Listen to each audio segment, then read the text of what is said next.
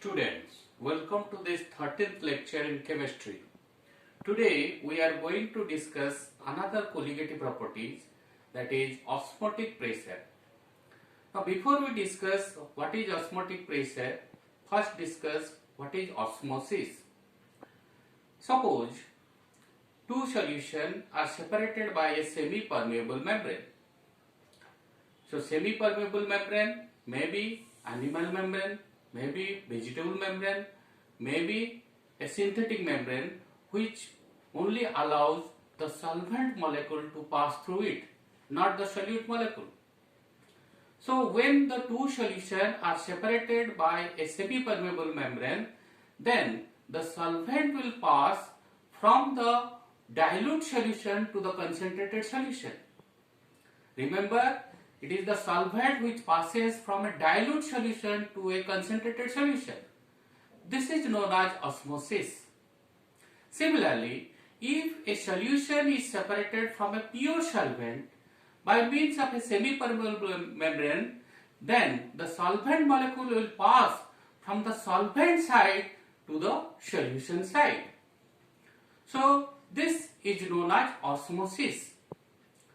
So, let us first discuss what is osmosis.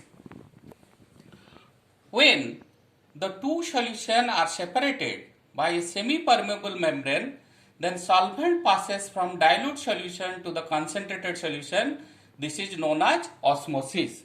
Similarly, when a solution is separated from a pure solvent by a semi-permeable membrane, then solvent passes from pure solvent side to the solution side. This is known as osmosis. Now, a semi-permeable membrane, SPM, is an animal or vegetable or synthetic membrane which allows only the solvent molecule to pass through it.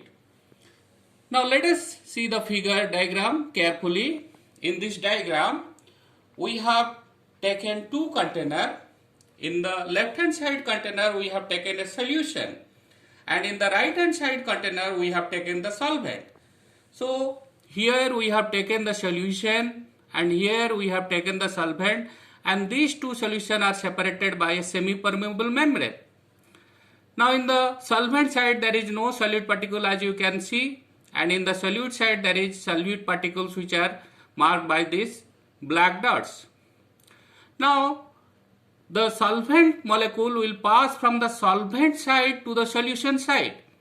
So solvent molecule will pass from the solvent side to the solution side. So the level of the solution side will increase and the level of the solvent side will decrease. So this will continue till the excess level, that is the excess pressure, is equal to the osmotic pressure. Now suppose we have begun the process and a solution side is separated from the solvent side by a semi-permeable membrane.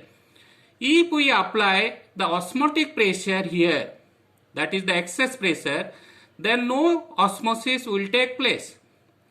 So if we apply the excess pressure on the solution side, then no osmosis will take place.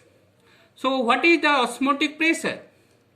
Osmotic pressure is defined as the excess pressure that must be applied on the side of the solution to just prevent the flow of solvent from the pure solvent side when the solution is separated from the solvent by a semi-permeable membrane.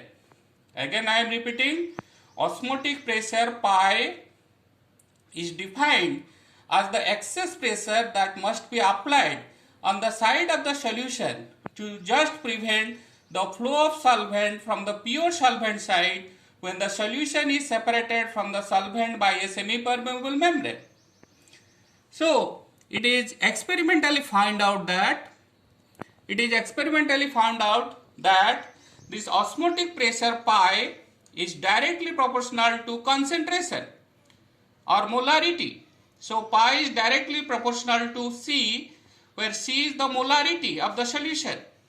And also this pi is directly proportional to T. T is the absolute temperature of the solution. So pi is directly proportional to C and pi is directly proportional to T. So taken together we can get the equation pi is equal to C into R into T. Here R is the proportionality constant, that is the same ideal gas constant that we have used in the previous chapter. So R is the ideal gas constant, pi is the osmotic pressure, C is the molarity of the solution, and T is the absolute temperature of the solution. Now we can apply the values of molarity here. Molarity, as you know, is number of moles per 1 liter of the solution. So pi is equal to N2 by V into RT. Here we have substituted the values of molarity, that is C, that is N2 by V. So we get pi is equal to N2 by V into R into T, that is W2 by M2V into R into T. Here N2 is the number of moles of solute, that is equal to W2 by M2, and V is the volume of the solution. So from this equation we get pi is equal to N2 by V into RT, that is equal to W2 divided by M2V into RT. So the osmotic pressure can be calculated if W2, M2, V and T is known. Now we can solve a lot of numerical problem, and this pi is a colligative property, that is osmotic pressure is a colligative property because it depends upon number of solute particles and not on their nature. For example, in this case we can calculate the molar mass of the solute M2. So M2 is equal to W2 into R into T divided by pi into V. So if W2 weight of the solute, T temperature of the solution, pi the osmotic pressure and V is the volume of the solution is known, then M2, that is the molar mass of the solute, can be known. So by watching this video you must be able to solve a lot of numerical problems, and we have already completed all the colligative properties, that are the 4 colligative properties. So please solve the numerical problem given in your chemistry textbook. Thank you for watching this video.